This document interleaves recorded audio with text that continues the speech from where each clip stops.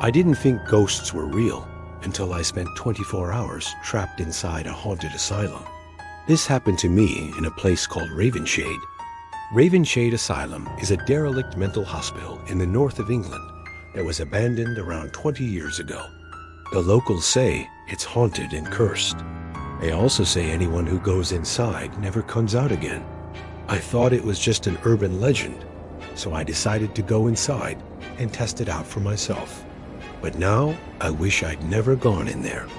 I even heard a few other people's stories while I was walking around. Like there was one woman who went in there to get some photos. Well, she walked out without her camera. Then there was a guy who went missing in there for 3 days. He eventually turned up back home safe and sound, but no one had any idea where he'd been or how he'd survived. But my favorite urban legend was this story about a little girl named Eliza Green. They say she was admitted to the asylum a long time ago, and she was never discharged. So technically, she's still a patient. Some say she haunts the asylum to this day. Anyway, I arrived at the asylum just before sunset. It's a huge, eerie, dark, scary-looking building. A lot of the windows are smashed and boarded up, and most of the roof is caved in. There's trees growing through the concrete and weeds growing up the side. As soon as I stepped onto the cracked pavement outside, I felt a cold shiver down my spine. I pulled my coat tighter around me. It was then I realized I didn't have a torch. Great. And that was when I saw it. One of the windows on the top floor was open. I thought, wow, they really don't lock this place up properly. That's going to make my job a lot easier. As I made my way to the window, I could hear loud screeching coming from inside. I couldn't see anything, but then I poked my head through the opening, and I crawled through. I landed on a pile of old mattresses and trash, and that's when I saw it, a little girl's doll lying on the floor. I picked it up. It was filthy, but I brushed off the dirt to reveal a tag that said Mary. Underneath the doll was an old record book, and when I opened it, I saw all these patient files scattered on the floor. I flipped through them, but most of the pages had been ripped out. Then I found one with a name written on it in black marker. The name was Eliza Green, and there was no discharge date. What did that mean?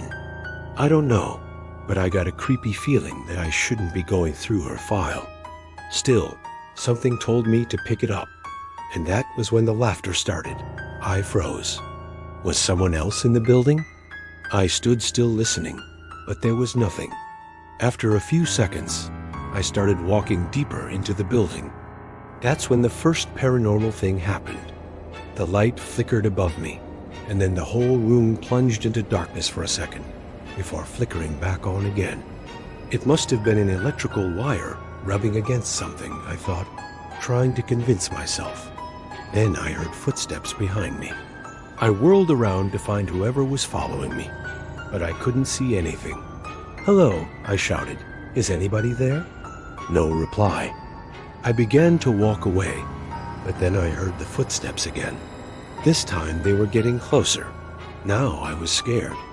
I started running through the corridors, but I kept getting lost and turning back. It was like the asylum was trying to keep me in there. And then I started seeing things. First, it was a chair moving across the room. Then a bed started shaking. And then I saw Mary the doll sitting in an upright position on the floor. When I looked away for a second, she was on the floor.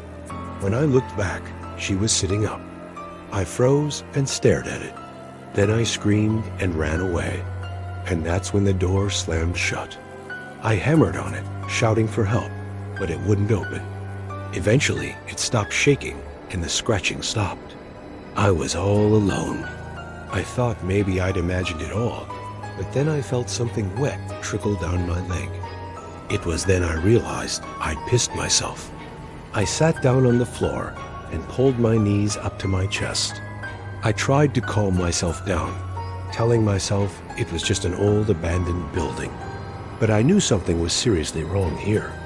Just then, I saw a tiny light coming from the end of the corridor. Hope surged through me. Maybe it was an exit.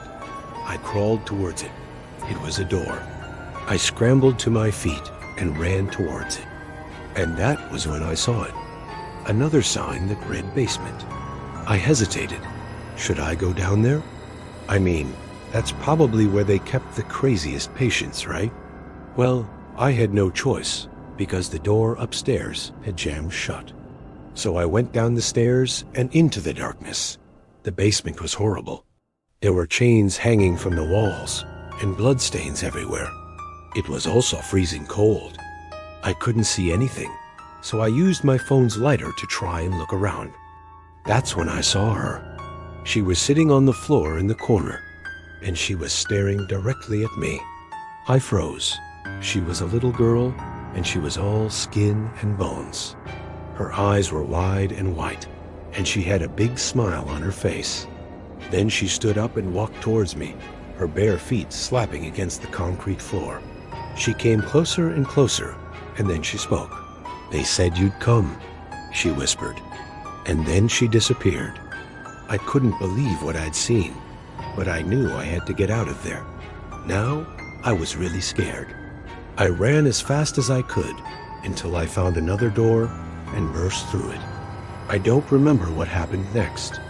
I just remember running and hiding and trying to stay away from the shadows. It felt like I was being chased by something evil. After what felt like hours, I found a staircase leading back up to the ground floor. I ran up there and gasped. Through the window, I could see the first light of dawn. I was so relieved. I managed to escape. I fell to my knees and threw my arms up in the air. I shouted and screamed at the top of my lungs. I didn't care who heard me. I just needed to release all that pent-up energy. Eventually, my voice grew hoarse, and the sun started shining through the gaps in the roof. And that's when I saw them. Through the dirty windows, I saw dozens of ghostly white faces staring back at me. At first, I thought it was the reflection of the rising sun, but then I realized each face was smiling. I could see men and women and children, and among them, I saw Eliza. She was standing at the front, and she had the biggest smile of them all. I don't know how long I sat there, but eventually I gathered myself together and I went to leave. I opened the same window I'd crawled through, and I climbed out onto the roof. I don't remember much after that. All I know is that I never went back to that asylum, not until today. I was never the same again after what I experienced there.